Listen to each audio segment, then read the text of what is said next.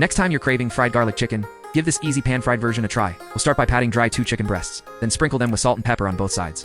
Add 1 tablespoon of olive oil or vegetable oil to a pan on medium heat.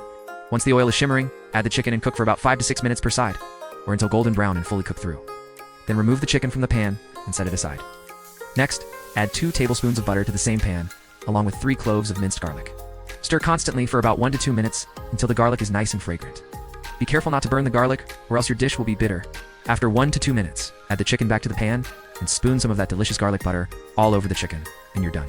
This dish is amazing with rice, pasta, or your favorite veggies.